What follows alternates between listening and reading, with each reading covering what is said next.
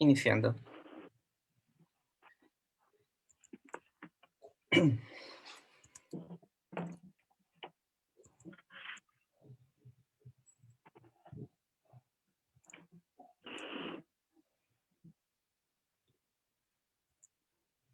Ok, listo.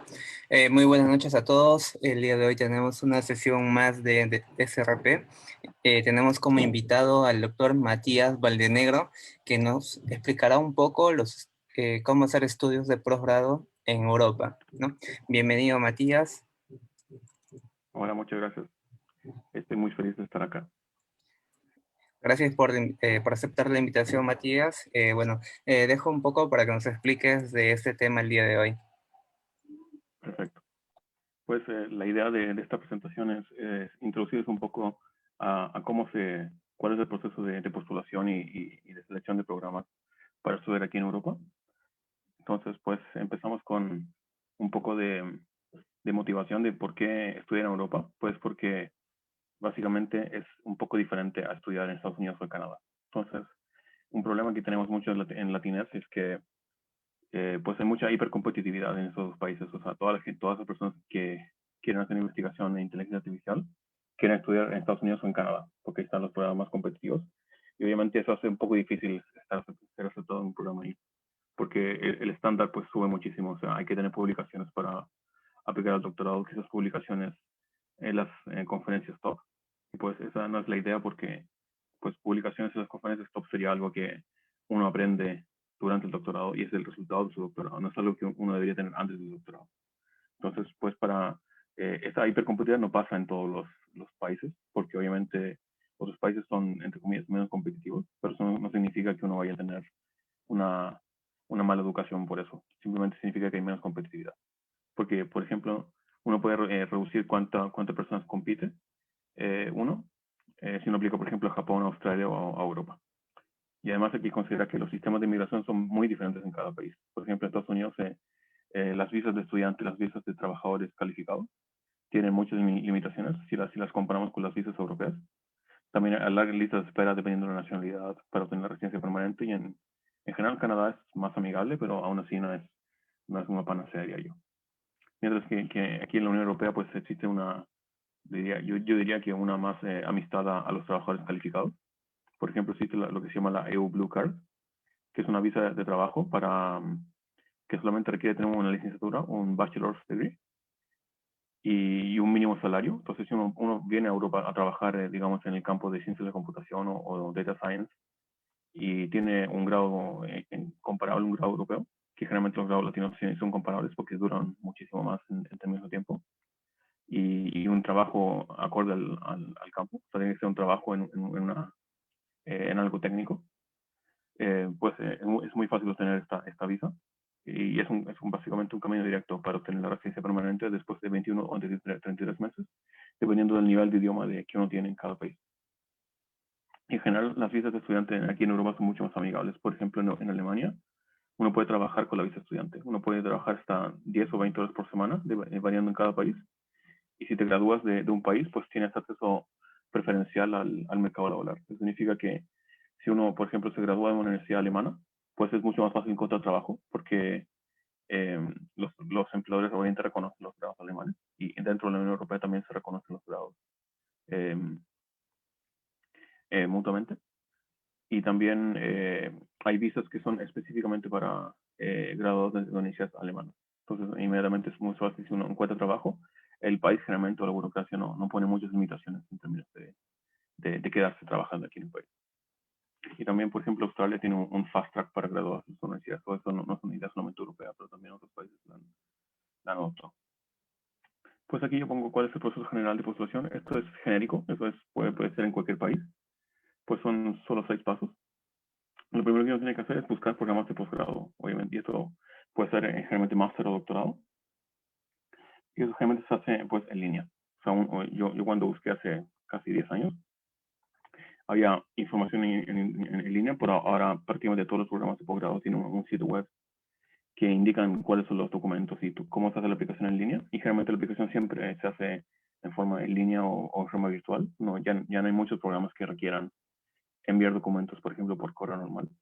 Entonces uno puede hacer todo este proceso en forma en línea. Pues obviamente uno selecciona programas, después ve en cada programa qué documentos uno necesita para aplicar. En general los documentos son bastante parecidos. Y vamos a discutir un poco de qué documentos deberían tener para aplicar a un programa de posgrado. Y hacer la aplicación en línea y obviamente esperar, primero saber cuáles son los deadlines o las fechas límite para aplicar.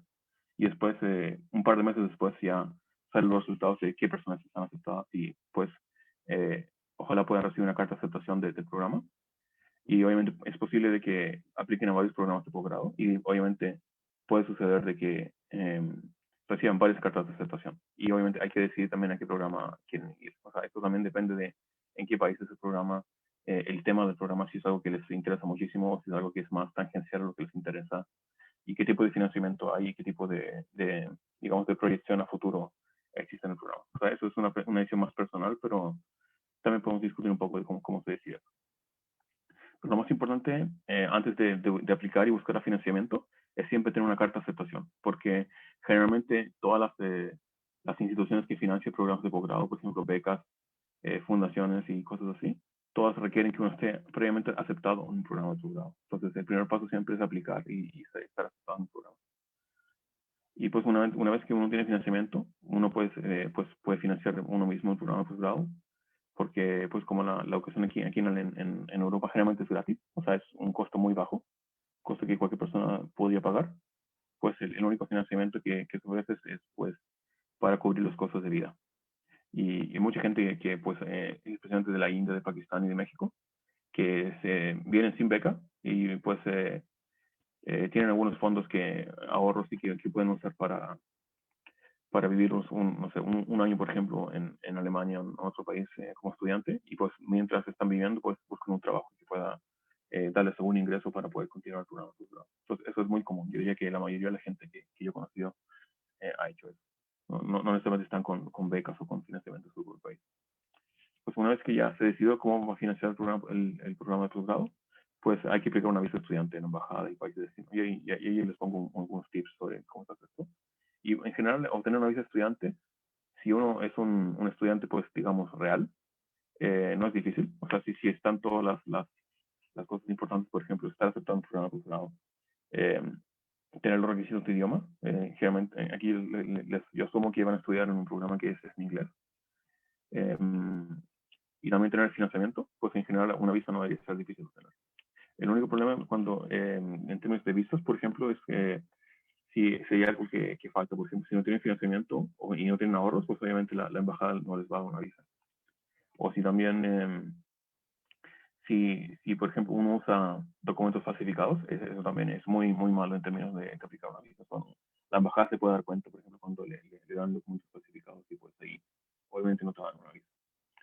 Pues y obviamente si uno ya tiene una visa, ya pues lo único que queda es viajar al país de destino y empezar el programa y empezar básicamente una nueva vida estudiando un programa posgrado.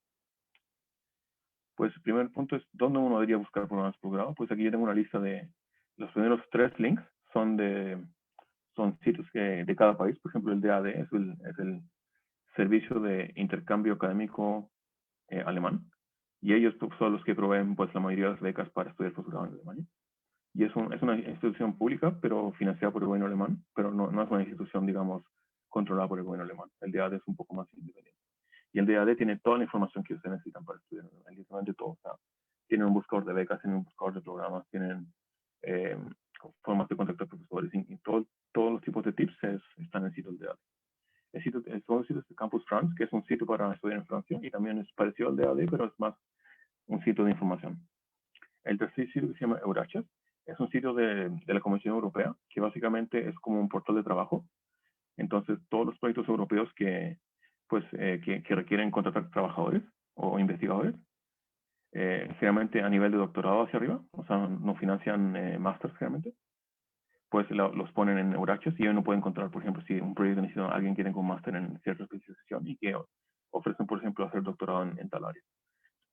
Y el resto de estos links son listas de correo que son en diferentes temas. Por ejemplo, esta lista es un grupo de Google que se llama ML News, Machine Learning News, y que pues ahí es una lista global que todos los investigadores de Machine Learning pues ponen sus posiciones y call for papers y todo tipo de noticias relacionadas a Machine Learning. Entonces, Si uno se suscribe, uno puede ir viendo, por ejemplo, posiciones de doctorado en Machine Learning.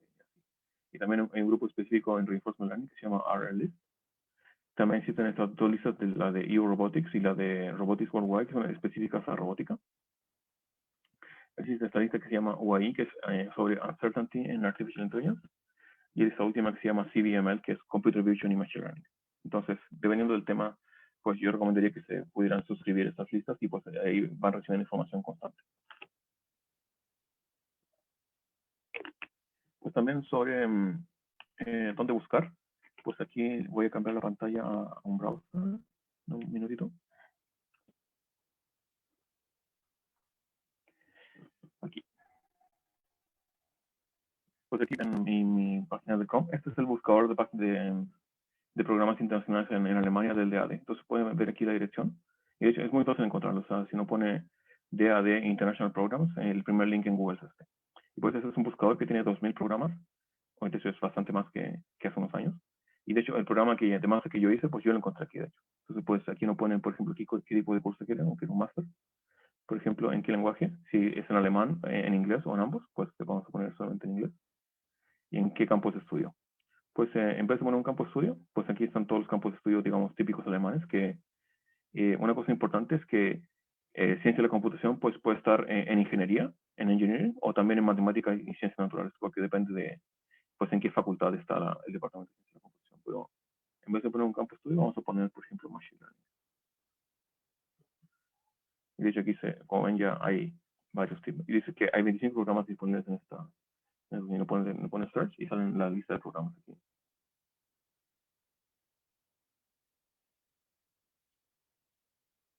Pues está cargando. Aquí sale. Primero sale el máster de Machine Learning en la Universidad de Tübingen. Salen otros másters en cosas parecidas, en psicología, ciencia de aprendizaje. Salen un montón de másters. Entonces aquí uno tiene yo diría, un tesoro de información en que uno puede estudiar. Por ejemplo, sale el máster en Data Science y en Erlangen y en Potsdam y así. Entonces hay muchos programas que quizás no son directamente Machine Learning o Data Science, pero son cosas relacionadas. Por ejemplo, este máster que acá, que dice matemáticas aplicadas para Data Science y para redes. Entonces, en Alemania hay muchísimas universidades y muchísimos programas que uno puede estudiar. Y aquí también una cosa importante es que si uno ve aquí salen, por ejemplo, en este máster de Data Science en Erlangen, Nuremberg, sale tuition fees por semestre. No, eso significa que pues uno no tiene que pagar tuition fees, pero siempre lo que uno tiene que pagar son pues los costos de vida, que es el costo de vivir uno mismo en Alemania. Y también tiene que pagar a la universidad una matrícula que son entre 200 a 300 euros por semestre. Y esto no es tanto dinero, de hecho, para comparar con los costos de vida, porque se paga solamente una vez al semestre. Y esto generalmente incluye lo que se llama el semester ticket, que permite usar el transporte público, al menos en la ciudad donde vives, en forma gratis. O sea, tú pagas por tener un ticket que puedes usar el transporte público en una forma de tarifa plana, que generalmente en Latinoamérica eso no se usa mucho, y yo creo que es muy ventajoso. Y dependiendo del estado en Alemania, en qué parte de Alemania estás, este ticket a veces también te da acceso a todo el estado, no solamente a la ciudad donde vives. Entonces, por ejemplo, en el estado de Nordrhein-Westfalen, donde está Bonn, Cologne y estas ciudades, pues ahí te da acceso a ocupar la red de trenes digamos, locales. Entonces uno puede viajar a otras ciudades sin pagar ningún costo. Entonces eso también es bastante positivo porque uno puede tener bastante intercambio cultural aquí en Alemania. Pues también le voy a mostrar aquí que yo tengo un blog post que hice el año pasado, que yo seleccioné una lista de programas que son específicamente en robótica y en machine learning, que son para estudiantes internacionales. Y pues obviamente esto no está actualizado desde el año pasado, pero pues contiene muchos más que están en inglés, que son en temas relacionados a Machine Learning y Data Science, y que incluye también información, por ejemplo, cuánto cuesta por semestre en varios países europeos. Entonces, eso también es un recurso bastante importante. Y finalmente, pues les puedo mostrar aquí cómo funciona el sitio de Eurasia, que aquí pueden ver la dirección, eurasias.s.europa.eu. Y pues aquí uno pone búsqueda de trabajo, pues, ok, quiero buscar, por ejemplo, el perfil, o lo que se llama el First Stage Researcher, que es básicamente un estudiante de doctorado. Pues le pongo poner el país, no le pongo país, y pues voy a poner Data Science. Y me va a mostrar trabajos para investigadores que se inician, que son generalmente investigadores que están buscando obtener un doctorado. y pues hay 1.700 posiciones solamente en esta búsqueda. Y por ejemplo, si aquí sale una posición en Irlanda, pues salen varias posiciones en Irlanda, salen profesores asistentes, salen todo tipo de posiciones de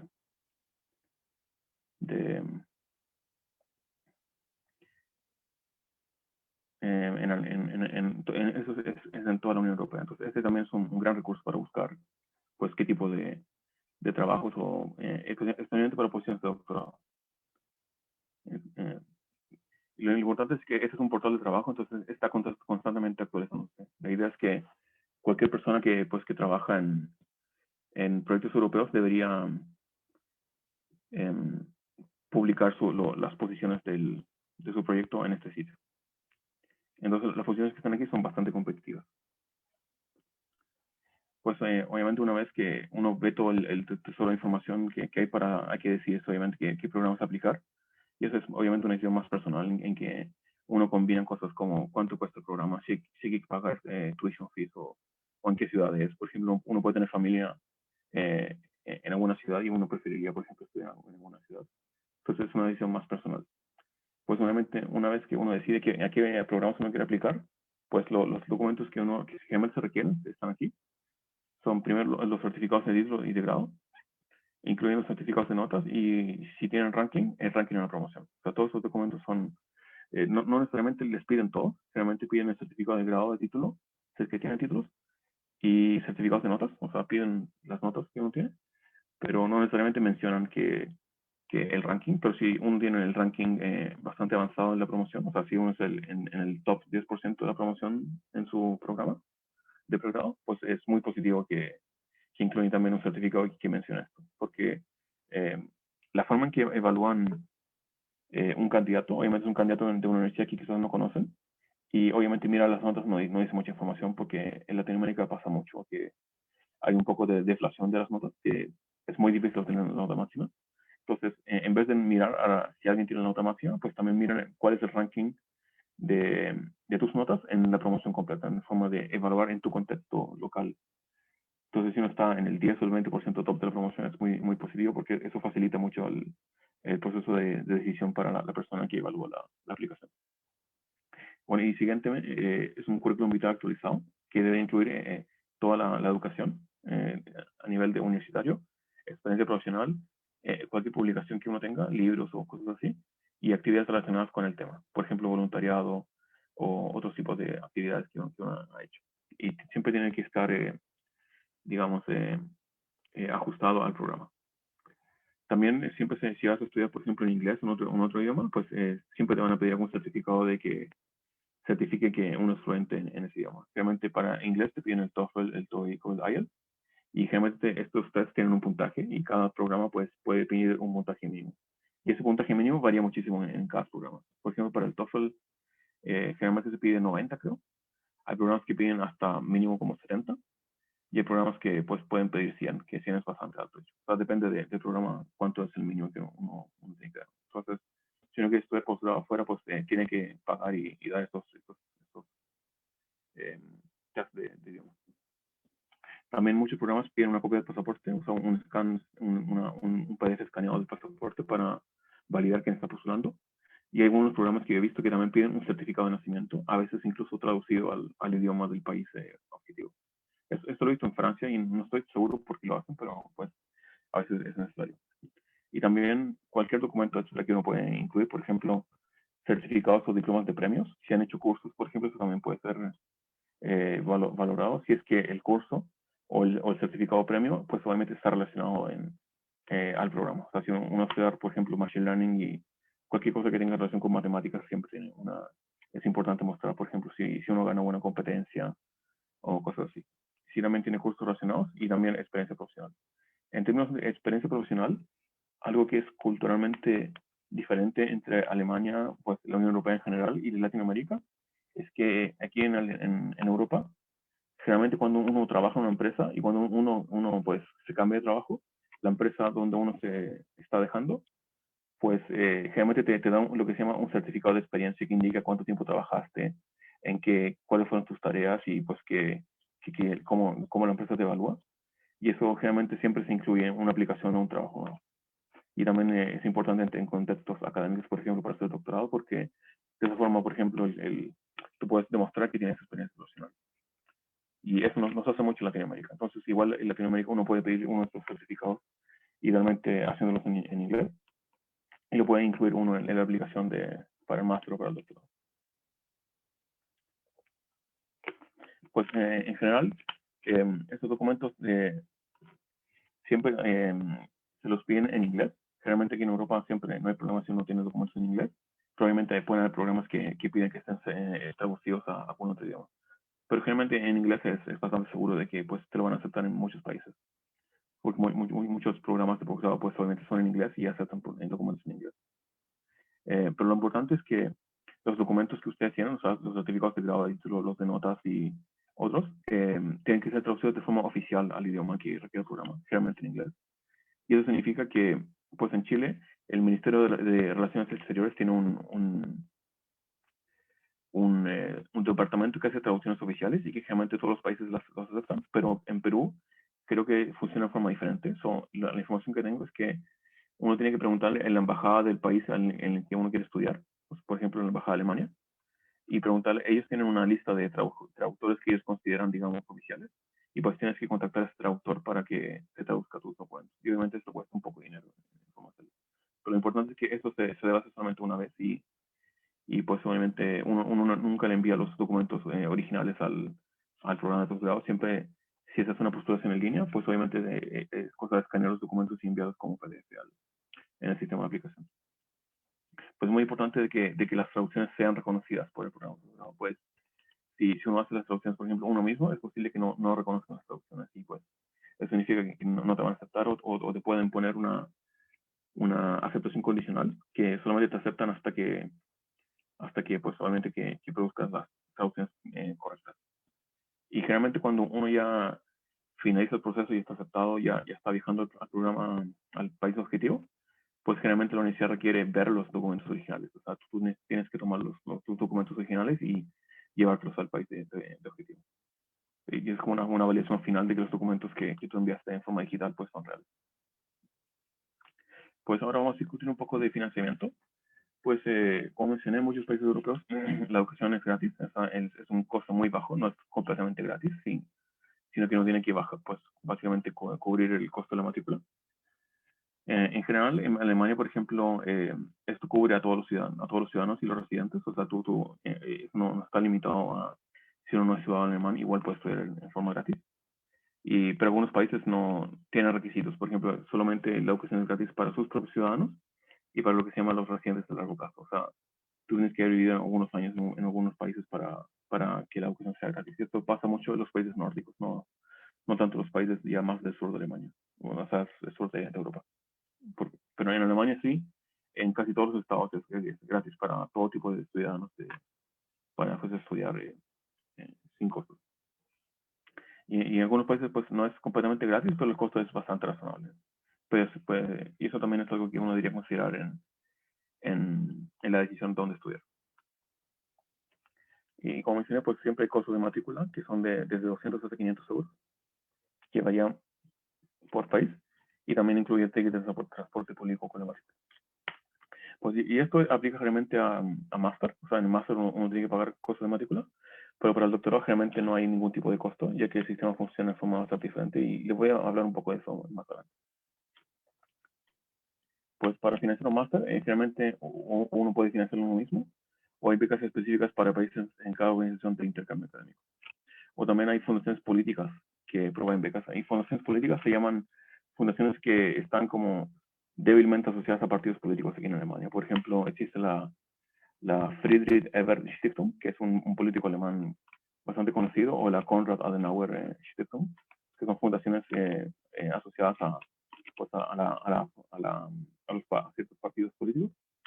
Y esas sí, también proveen financiamiento para estudiantes de posgrado. Y obviamente estas becas son bastante competitivas, pero siempre es posible obtener una. Entonces, toda esa información generalmente está en la página del DAAD. El DAAD también tiene un buscador de becas que uno dice qué quiere estudiar, de qué país viene y qué becas están disponibles para este programa. Y también, como mencioné, en muchos países europeos es posible trabajar medio tiempo con la visa estudiante. Y en general eso también te da un poco de experiencia profesional en el país. Pues, y para doctorado existe financiamiento más directo. O sea, generalmente hay mucho más financiamiento para hacer doctorado que para hacer máster. Por ejemplo, la Comisión Europea pues da financiamiento directo a través de las Marie Curie Action o a través de proyectos de investigación financiados por Horizon 2020, que es el framework grande de financiamiento de investigación en la Unión Europea. Entonces, cada vez que yo menciono un proyecto europeo, generalmente es un proyecto que está asociado a Horizon 2020. Lo importante es que cuando cuando una fundación o una universidad recibe financiamiento de la Unión Europea, está completamente prohibido la discriminación por nacionalidad. Entonces, en cada proyecto europeo siempre hay pues, gente de muchos países, tanto países europeos como países que no son europeos. De hecho, yo hice mi doctorado en una universidad del Reino Unido pues, con financiamiento eh, de la Unión Europea. Y también cada universidad y cada agencia de financiamiento de investigación en cada país pues puede tener financiamiento para investigación doctoral. Entonces, para hacer doctorado, pues en general lo que uno hace es pues contactar un profesor en una universidad en Alemania y pues ver si esa persona tiene interés en guiarlos a ustedes en el tema de que quiere hacer doctorado y pues ver cómo se puede financiar. Pero también en todos los sitios que mencioné anteriormente, pues hay muchas posiciones doctorales que el tema está más o menos definido y pues uno aplica a una posición y pues puede recibir financiamiento para hacer doctorado en un tema específico. Y también pueden buscar información de financiamiento tanto doctoral como de máster a través de las agencias de cooperación internacional de cada país. Por ejemplo, Alemania tiene el DAAD, Francia tiene otra fundación, Japón tiene la Japan International Aid, creo que se llama. Entonces, cada país tiene una forma de financiar tus máster. Y pues para estudiar también un máster, generalmente la universidad también que te acepta, pues también te puede dar información de cómo financiar. Ellos saben pues, qué becas generalmente sus estudiantes pueden obtener y pues te pueden dar esa información también. Pues ahora, una vez que ya tienen financiamiento o decidieron de qué forma van a financiar sus estudios, pues es tiempo de aplicar una visa. Y eso obviamente se hace en la embajada en el país de origen, en el país donde actualmente viven. Y pues para esto generalmente se requieren los mismos documentos que uno requiere para aplicar al programa de posgrado en la universidad. Entonces, el certificado de notas, el certificado de grado, pues un certificado de inglés y cosas así. En general, pero la embajada también puede pedir documentación adicional, especialmente financiamiento. O sea, si uno tiene una beca, pues obviamente la agencia que te da la beca te da una carta que uno puede usar para aplicar la visa. Y generalmente para obtener una visa también, una vez que te aprueba la visa, te van a decir que tienes que contratar un seguro de salud para los primeros 3 meses en el país de destino, porque esos primeros 3 meses, cuando uno empieza a estudiar, pues uno debería aplicar un permiso de residencia y también, pues obviamente encontrar un departamento y tener una dirección fija en el país de destino y también, pues activar el seguro de salud que uno va a tener en el país de destino, que es el seguro de salud que tienen todos los ciudadanos, por ejemplo, aquí en Alemania. Una cosa importante es que si uno estudia dentro de la zona Schengen, o sea, dentro de Europa continental, uno tiene una visa estudiante que solamente dura 3 meses, que es el sticker básicamente que está en tu pasaporte. Y cuando uno llega al país de destino que está en la zona Schengen, uno lo que hace es aplicar un permiso de residencia, que es una tarjeta que actúa como tarjeta de identificación y como visa, y que uno puede usar para entrar y salir del país, que se aplica por el resto de la estadía. Entonces, ese es el permiso de residencia que uno renueva cada vez que, por ejemplo, si te dan un permiso de residencia solamente por un año, porque quizás no saben si hacen el financiamiento solamente por un año o por el resto, pues te pueden dar un permiso de residencia solamente por un año y después también tienes que renovarlo. Y eso siempre está sujeto pues a que uno avance en el programa de posgrado. Entonces también generalmente te pide una carta de tu supervisor en la universidad de que certifique que tú estás avanzando en el programa de posgrado. Pues ahora, más en general, pues para hacer más en Europa, pues yo mencioné que hay muchos programas que están orientados a estudiantes internacionales y que generalmente son en inglés, incluso en países que inglés no es el lenguaje mayoritario. Y esto pasa, por ejemplo, en los países nórdicos, pasa en Alemania, en Francia, en la República Checa, en Polonia y todo. Todos esos países, pues lo que sucede es que ven que tienen problemas de natalidad. Entonces ven que a futuro van a necesitar migración de trabajadores calificados para mantener su estilo de vida. Y una forma de atraer estudiantes es obviamente creándoles un programa de posgrado específicamente para ese tipo de estudiantes, que generalmente son financiados con dinero público. También otro beneficio de estudiar en Europa es que si uno estudia aquí, pues uno puede participar en intercambio académico en el programa Erasmus, que es muy conocido aquí en Europa. Pues uno puede participar, por ejemplo, hacer un semestre de intercambio en otra universidad europea y también pues hacer un internship o otro tipo de cosas. Y la gracia es que el programa Erasmus en sí financia ese tipo de intercambio. Entonces, si tú estás en una universidad, por ejemplo, en España, y quieres pasar un semestre en Alemania, pues es cosa que contactes a la oficina de Erasmus en tu universidad y pues que apliques y que ellos te financien en tu viaje. Y también incluso es posible obtener grados duales, dependiendo de si la universidad o el programa en que tú estás, pues si tiene convenios con otras universidades. Y es bastante común que muchos programas o muchas facultades tienen convenios de grados duales con universidades en otros, en otros países. Pues yo mencioné que los costos son razonables y varían en cada país para el máster y pues depende de la nacionalidad y la residencia permanente. Pues los más baratos son Alemania y Francia y los más caros son Holanda, Irlanda y algunos países nórdicos. Por ejemplo, en Irlanda, que sigue un poco el sistema del Reino Unido, pues uno tiene que pagar tuition fees que son como 10.000 euros por año, que no es algo que muchas personas realmente puedan pagar. Pues aquí ya para ser doctor en Europa, específicamente en Alemania, pues una cosa que deberían saber es que para hacer doctorado en Alemania y generalmente en muchos países europeos, uno tiene que tener un máster. No es suficiente solamente tener un bachelor o una licenciatura. Uno tiene que tener un máster como para hacer, y es un requisito en algunos países, es un requisito legal. Entonces no es que simplemente puedan decir que no, es algo que es muy importante acá. Y es como la gente pues generalmente estudia aquí. Pues, y también debe hacer un máster de lo que se llama de corte científico o de estilo científico. Entonces, por ejemplo, si quieres hacer un máster en algo que son humanidades, pues obviamente necesitas un máster en cosas humanísticas. Lo importante es que algunas carreras que son largas en Latinoamérica, que duran, por ejemplo, 5 o más años, pues generalmente califican como máster científico. Y pero esto es algo que la universidad o el supervisor lo decide, si lo consideran como un máster o no. Pues como mencioné, en Alemania el doctorado se negocia directamente con el supervisor, que es un profesor, y uno debería aplicar una posición de doctorado si hay no disponible o preguntar por intereses en el tópico de investigación. También si uno trabaja en la industria es posible ser candidato doctoral en lo que se llama externo, que básicamente haces doctorado pues en tu tiempo libre. Pues obviamente eso toma más tiempo, pero también es una cosa que muchas personas hacen. Otra cosa importante es también que el doctorado no tiene cursos. O sea, el doctorado es solamente hacer investigación y esto concluye con hacer una tesis doctoral, tú la defiendes o tienes el grado de doctor. Y obviamente puede tomar de 3 a 5 años dependiendo del avance y del compromiso del candidato. Pues aquí ya tengo unos consejos ya más generales para postular, que primero en una aplicación siempre se ha hablado con múltiples criterios, no es solamente, por ejemplo, no solamente se ven notas, pero también se ve experiencia profesional, una carta de motivación, si uno tiene experiencia de voluntariado, que uno puede al menos decir, por ejemplo, cuáles son sus intereses reales, si uno tiene publicaciones también, etcétera. O sea, todas estas cosas se consideran cuando uno aplica, por ejemplo, al máster y al doctorado también. No solamente con tener las mejores notas no es suficiente. Y obviamente este criterio varía muchísimo en el programa. Hay muchos programas de posgrado que reciben demasiadas postulaciones, especialmente las universidades más top aquí en Europa, y obviamente filtran en criterios que no son muy claros o muy éticos. Por ejemplo, si ponen alguna nota mínima, si solamente reciben aplicaciones de ciertas universidades que reconocen, y eso no es muy bueno, pero eso no pasa mucho, no es tanto como Estados Unidos, que yo creo que sucede muchísimo. Y por eso es muy importante también aplicar a múltiples programas en múltiples países. Entonces, la idea es poner pues, los huevos en varias canastas y no solamente en una canasta o un solo programa. Y también es posible recibir mentoría o ayuda para la redacción de la carta de motivación. Y eso es muy importante de considerar la experiencia de otras personas. Entonces, por ejemplo, en el programa de mentoría que tenemos en la comunidad latina, siempre podemos ayudarlos para redactar una carta de motivación y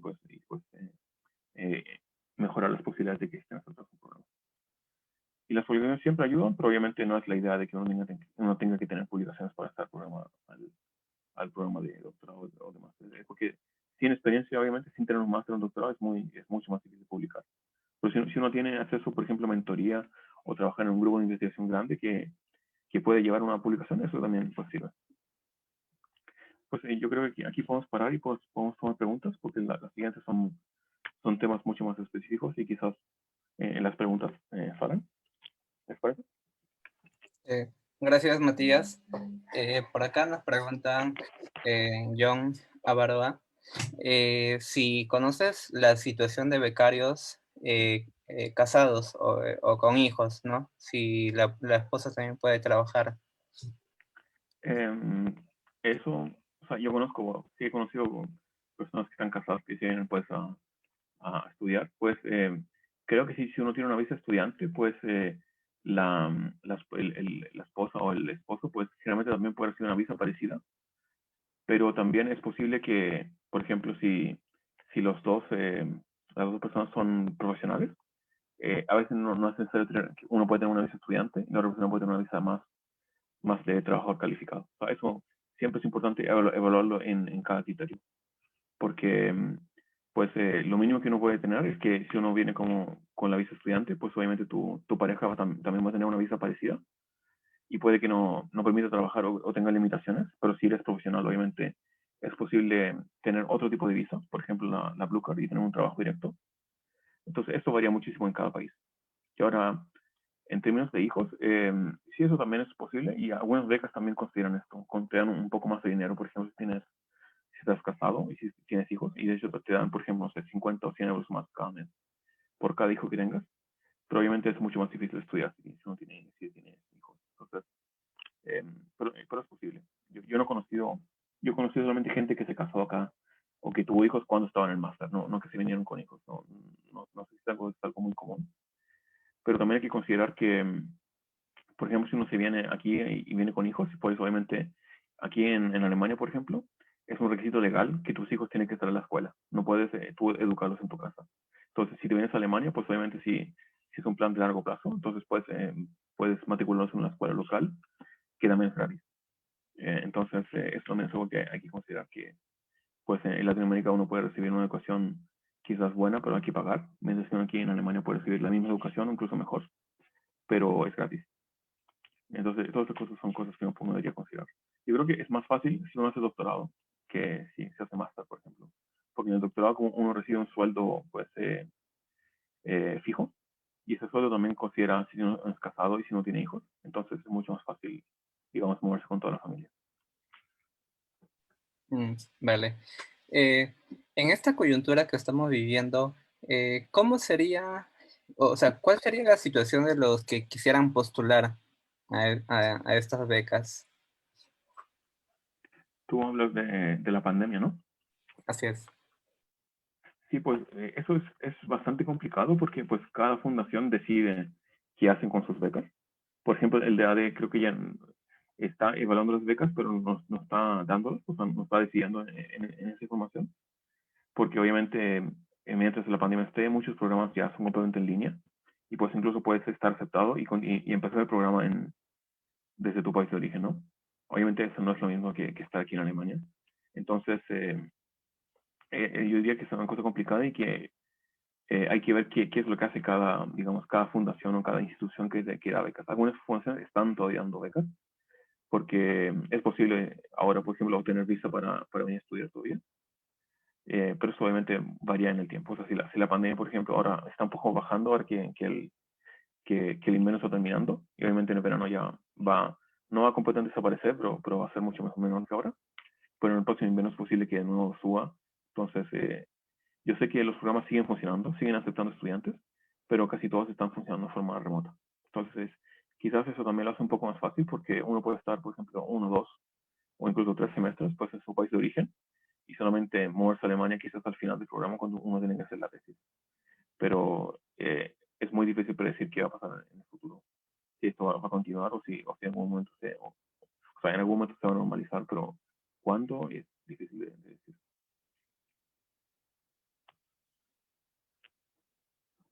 Vale. Una última pregunta por aquí. Acá menciona Smith, ¿cuál es el proceso para hacer una pasantía de investigación en Europa antes de iniciar el posgrado?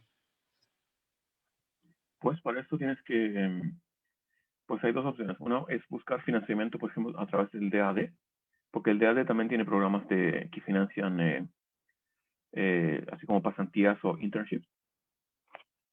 Y obviamente ahí uno tiene que pues, contactar a un supervisor en Alemania, pues acordar un programa de investigación, o sea, qué tema van a investigar y pues una propuesta y todo eso. Y después aplicar el financiamiento del DAD. Y también es posible aplicar directamente a una pasantía o un internship en compañías privadas. Muchas compañías privadas aquí en Alemania hacen muchísima investigación y siempre están tomando pues interns o pasantes continuamente. Entonces eso también es una opción que yo creo que es bastante buena porque los sueldos de un internship que es pagado por la industria son mucho mejores que lo que paga el DAD. Por ejemplo, el DAD te paga como 1.000 euros al mes, mientras que en la industria te pueden pagar hasta 2.000 euros por, por mes, hasta por 6 meses. Entonces, si uno, por ejemplo, va a la página de Bosch o de empresas grandes como Bosch, Siemens y, y consultores grandes, pues siempre están buscando interns o pasantes. Entonces, dependiendo del tema de investigación, pues uno puede ver ahí si uno le interesa algún tema. Y también centros de investigación grandes también pueden tener posibilidades de hacer pasantías directamente. Ahora, yo creo que eso no es completamente necesario hacerlo antes de estudiar posgrado. Quizás sí sería bueno antes de hacer doctorado, pero yo creo que no es necesario, por ejemplo, para hacer máster. Otra cosa es que si uno está estudiando un máster aquí en Alemania o aquí en Europa en general, siempre existe la posibilidad de hacer un internship y es mucho más fácil obtener una posición para hacer una pasantía cuando uno está dentro del país. Eh, eh, o sea, uno ve, pues tiene los profesores del programa, tienen contactos locales y siempre hay como bolsas de trabajo internas que no puede acceder a menos que esté pues en la universidad. Entonces, yo, por ejemplo, los estudiantes que yo he guiado aquí en Alemania siempre han encontrado, cuando quieren hacer un internship, siempre encuentran cómo hacerlo. Por ejemplo, van a LinkedIn y pues ponen internship en Computer Vision o internship en Data Science y encuentras empresas que están buscando interns que, pues, y realmente no es tan difícil hacerlo. El problema es cuando se viene desde afuera de Europa, es un poco más difícil, creo yo, porque obviamente hay que ver el tema de la visa, no siempre es fácil para la empresa evaluar a los candidatos, entonces a veces prefieren tener a alguien que pues ya está en el país mismo y pues puede empezar casi inmediatamente, pero varía, obviamente, es una cosa de buscar. Entonces yo diría que esas dos son las dos fuentes más grandes pues de aplicar a internship. Una es el DAD y la otra es la industria, o las universidades grandes o los centros de investigación grandes.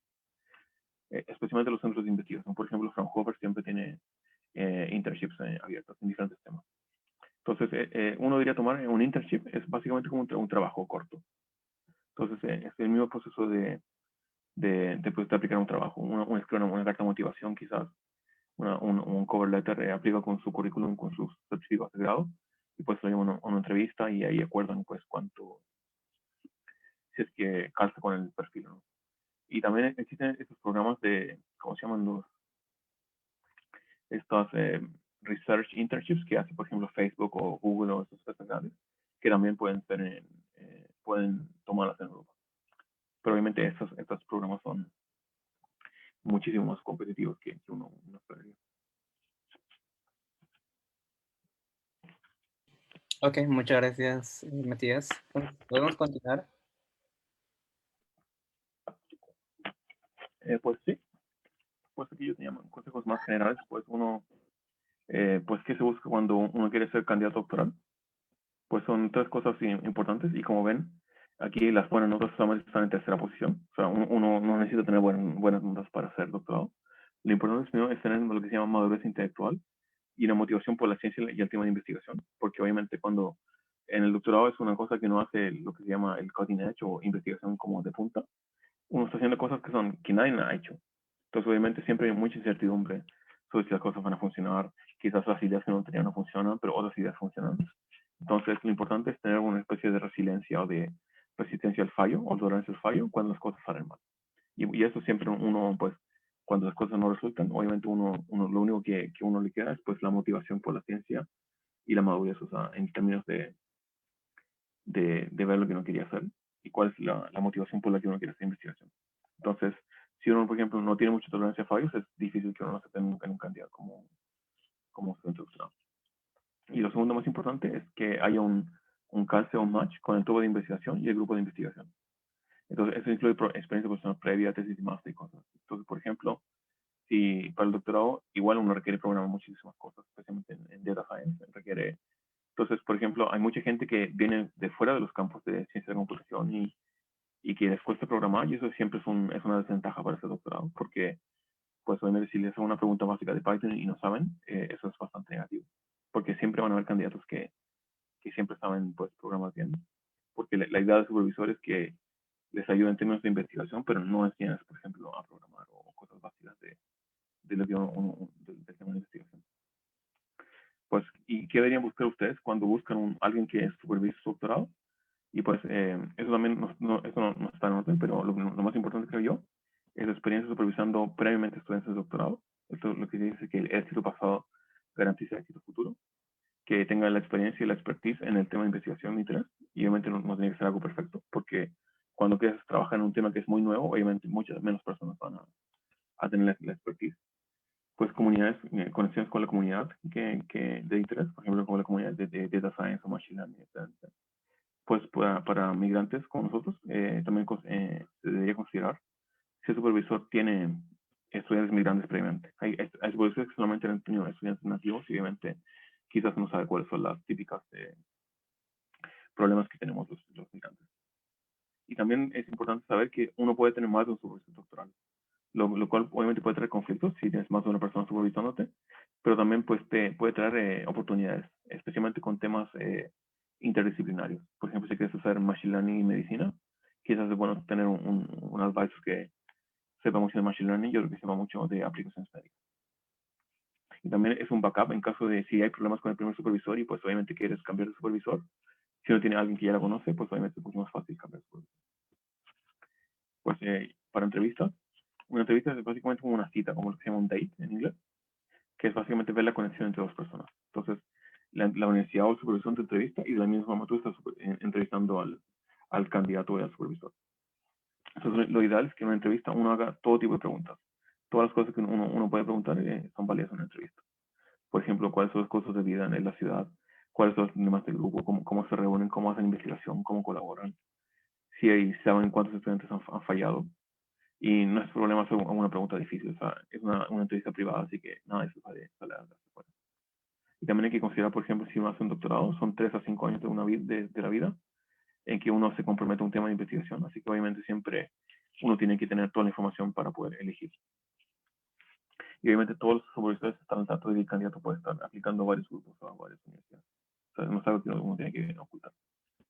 Pues y pues cómo tener éxito en el doctorado, pues depende entre cosas en este orden, que es la motivación por la ciencia, por el tema de investigación, el estilo de supervisión del supervisor, si es un supervisor ausente, obviamente que es lo más negativo, si es un micromanager, que es básicamente que te está guiando las cosas hasta más mínimas, que también no es muy bueno, pero no es tan negativo.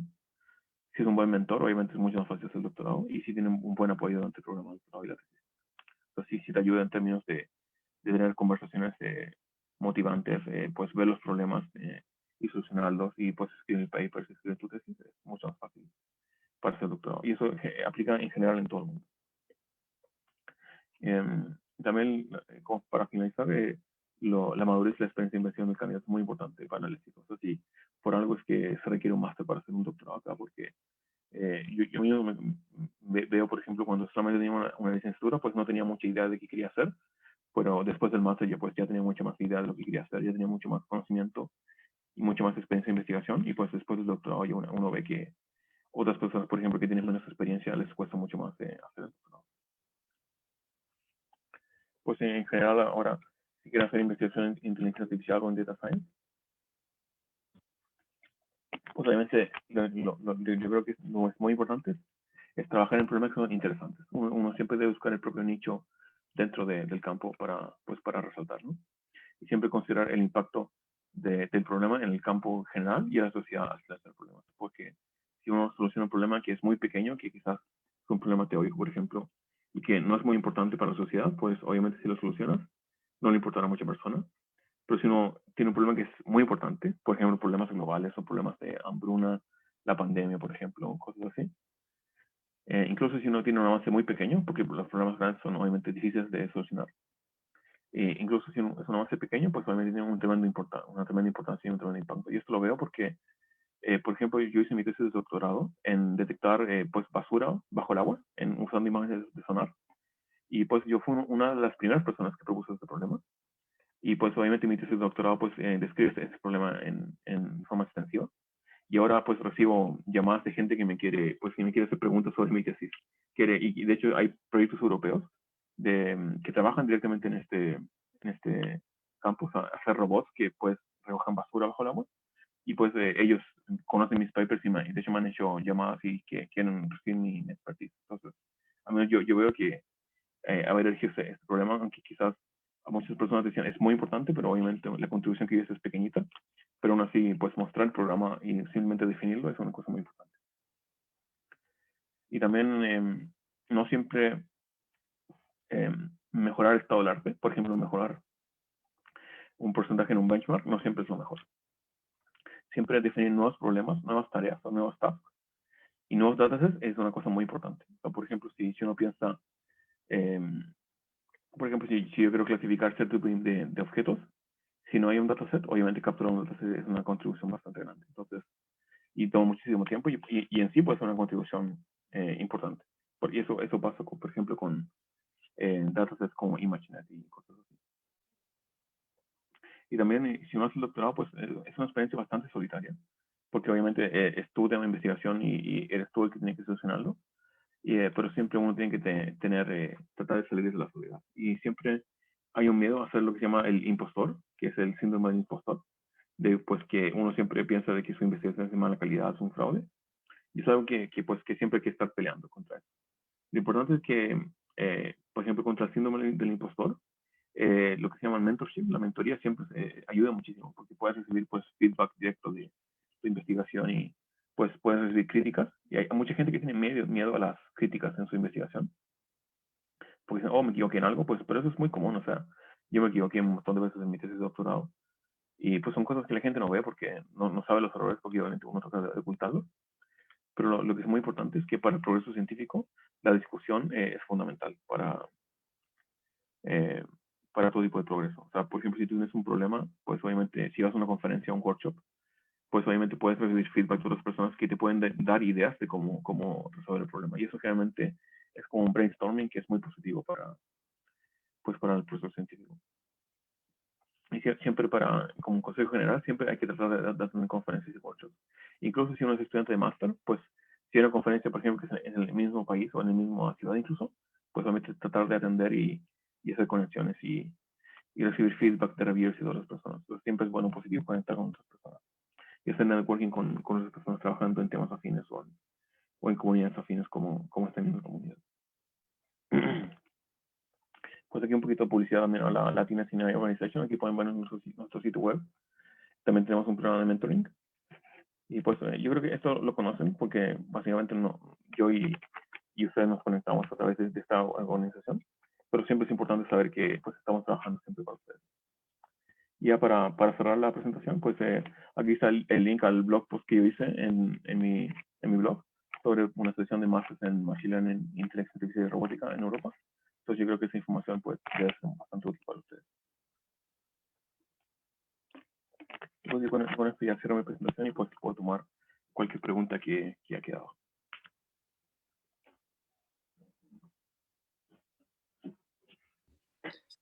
Muchas gracias, Matías. Bueno, por acá hay una pregunta en redes sociales que indica eh, magíster para estas becas de forma remota. ¿Has conocido? Lo que pasa es que, ¿a qué se refieren con magíster? Porque magíster es lo mismo que un máster, básicamente. Aquí se llama máster y en Latinoamérica se llama magíster. Sí, así es. Entonces, pues, no sé si esa es la pregunta o se refiere a otra cosa, pero sí, en general es lo mismo.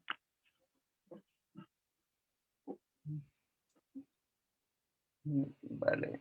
Eh, eh, por acá no veo preguntas. Una pregunta más personal, Matías. Actualmente, en tu labor como investigador, ¿qué es lo que estás haciendo? ¿Nos puedes detallar un poco más de ello? Sí, claro, pues yo trabajo en la intersección de visión de robot, que es visión por computadora más robótica. hago un poco de reinforcement learning, de aprendizaje reforzado y de estimación de la incertidumbre en redes neuronales. Entonces estoy trabajando en varios proyectos que pues que conectan todo este tipo de cosas. O sea, tenemos proyectos, por ejemplo, de que queremos hacer un framework más general para tratar de que un robot haga una tarea. O sea, que tú puedas configurar, por ejemplo, un robot y el sistema tú le dices, por ejemplo, quiero hacer un robot que pues pueda jugar fútbol y que el sistema te construya automáticamente el robot o al menos te haga algunas preguntas y pues te pueda como crear un robot prototipo que pueda hacer esa tarea y que además pueda considerar qué cosas puede hacer el robot dado el hardware y el software que tiene. Y también estoy trabajando en otro proyecto que estamos empezando sobre Explainable AI, o sea, básicamente para aplicaciones espaciales, que es muy importante pues tener modelos de machine learning que son explicables, que el humano puede confiar. Y también estoy trabajando en un par de proyectos que son relacionados a robótica submarina, que es básicamente el tema de mi doctorado. Entonces, yo creo que eso es lo que les puedo decir en términos ya como bien generales. ¿Eso responde la pregunta o quieres algo más específico? Vale, sí, está bien. Por acá tengo una pregunta de Smith. ¿Cómo son las entrevistas que son filtro para adquirir una beca o ayuda económica para estos Sí, estudios de posgrado? sí, eso es muy importante. Pues en general, lo que buscan ahí es un poco diferente a lo que buscan, por ejemplo, en una universidad, en un programa de posgrado.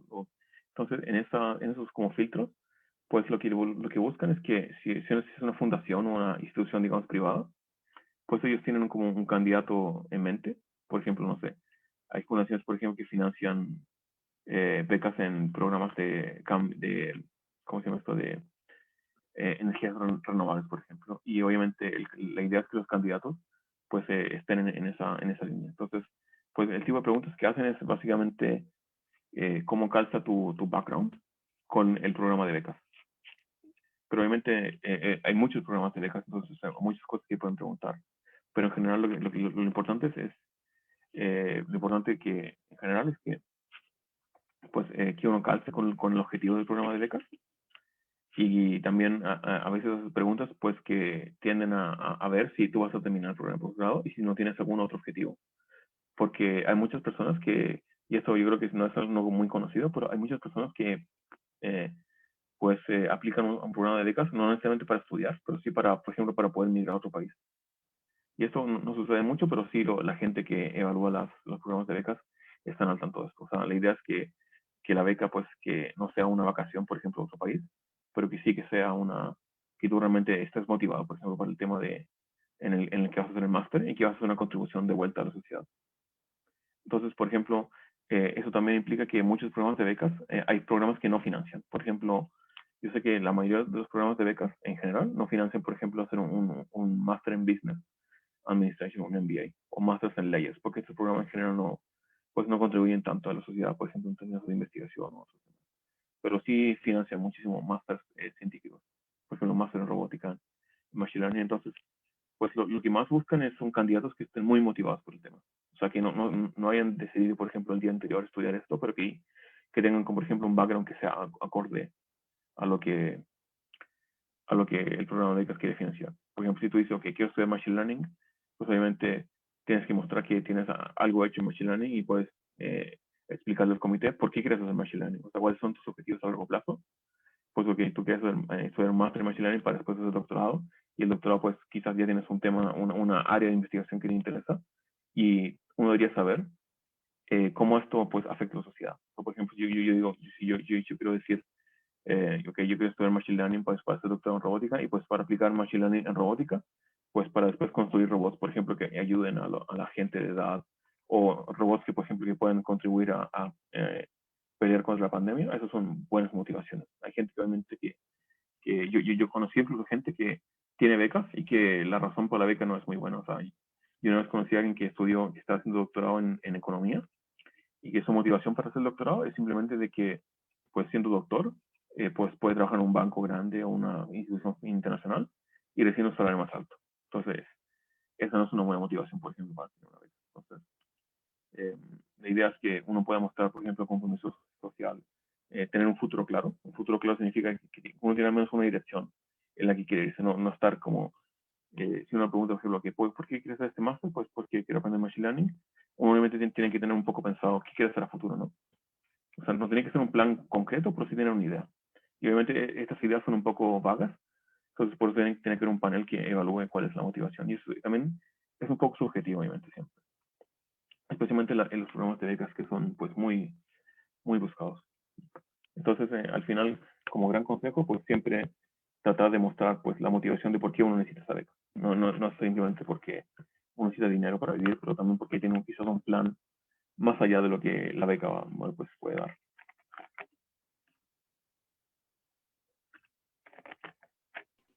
Muchas gracias, Matías. Sí, eso. No tengo más preguntas por aquí. Sí, como últimos recomendaciones a los chicos, ¿qué le dirías?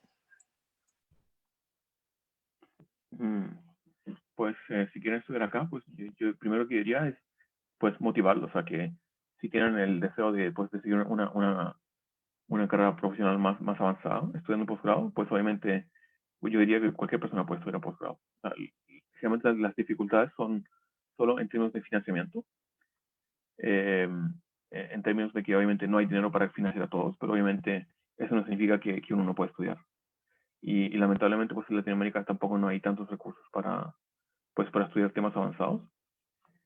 Entonces, siempre estudiar en otro país es una opción que uno debería considerar. O sea, por ejemplo, cuando yo apliqué al pregrado cuando estaba en Chile, pues yo nunca me imaginé que yo terminara trabajando en Alemania. Entonces, eso también es algo que hay que considerar que, pues, quizás a ustedes les interesa, por ejemplo, contribuir al Perú, lo cual obviamente está bien. Pues obviamente puedes considerar que pues, puedes estudiar un par de años o más afuera y pues traerte todas las ideas que están aquí en Alemania o en el área de inteligencia artificial o data science y pues aplicarlas en tu país de origen. O sea, no necesariamente tienes que venir a estudiar y quedarte aquí, pues obviamente puedes volver y siempre tener, pues, funcionar como una especie de puente entre Europa y Perú, ¿no? O sea, puedes traer contactos, por ejemplo, que pueden ser útiles aquí en el Perú o en Chile o en Latinoamérica. Entonces, siempre la carrera profesional, yo diría, siempre es algo muy personal. Entonces, eso siempre se considera en diferentes programas. Siempre consideran, por ejemplo, que los graduados, algunos van a seguir una carrera más académica en el mismo país o en otros países, algunos van a seguir una carrera más profesional y algunos van a volver a su propio país, pero eso no es algo malo en sí, sino que es algo siempre positivo porque se hace mucho intercambio académico, mucho intercambio profesional. Y obviamente esto beneficia a ambos países, beneficia tanto a Europa como a países en Latinoamérica. Entonces, yo diría que pues motivarlos si quieren estudiar y pues que intenten aplicando, ¿no? Generalmente uno no tiene que pues poner tanto dinero para aplicar solo tienen que pues que pagar por las traducciones y por los test de inglés. Y pues ver si sale la oportunidad y si sale pues obviamente disfrutarla y tratar de siempre si están estudiando en otro país pues tratar de sacar lo máximo de esto, tanto en términos de intercambio cultural como de intercambio académico. Pues que yo creo que si yo miro hacia atrás, pues obviamente estudiar acá para mí fue bastante entretenido, pues ver temas del estado del arte, trabajar con robots, cosas que son mucho más difíciles, por ejemplo, hacer en Latinoamérica. Y adicionalmente, por ejemplo, a través de este tipo de comunidades, siempre es bueno también tratar de contribuir de vuelta al país de origen. Y esto obviamente es un poco difícil porque no todos los países de origen pues quieren esas contribuciones de vuelta. O sea, por ejemplo, yo veo en Chile que el financiamiento de la investigación es bastante poco. Yo he tratado de obtener colaboradores en Chile y son muy pocas personas que quizás están abiertas a colaborar con uno. Y eso lo encuentro un poco extraño, pero yo siempre estoy abierto, por ejemplo, a colaborar con personas en Latinoamérica, ver cómo podemos pues, beneficiarnos mutuamente, ver cómo incluso podemos beneficiar a Latinoamérica con los recursos que tenemos acá, tratar pues, de que la vida de todas las personas sea mejor, ¿no? Entonces yo creo que esa es la idea de toda esta presentación, de que pues tienen estas oportunidades y depende de uno, pues tomar estas oportunidades y tratar de mejorar la vida y obviamente tratar de planificar pues la carrera que uno quiere. Entonces, todos los programas pues obviamente eh, pues pueden soportar cualquier tipo de carrera. O sea, pues si quieren seguir trabajando en Data Science en Perú, pues obviamente pueden estudiar algunos años en Alemania, en Europa y pues volver y traer pues conocimientos nuevos. Entonces yo cuento que esto es bastante positivo en general. programas internacionales siempre uno conoce pues gente de todo el mundo. O sea, literalmente yo pasé de tener 0 amigos fuera de Chile a tener muchísimos amigos ahora en todo el mundo. Y eso también es una experiencia bastante rica.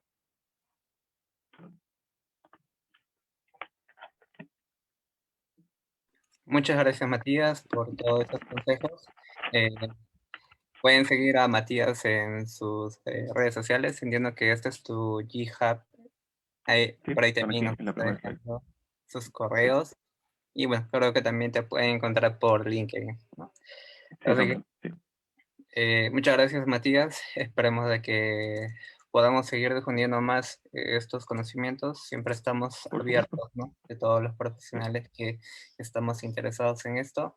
Así que muchas gracias a todos los participantes el día de hoy. En una segunda oportunidad vamos a tener más eventos en SRP. Bueno, eso sería todo por hoy. Muchas gracias y nos vemos. muchas gracias por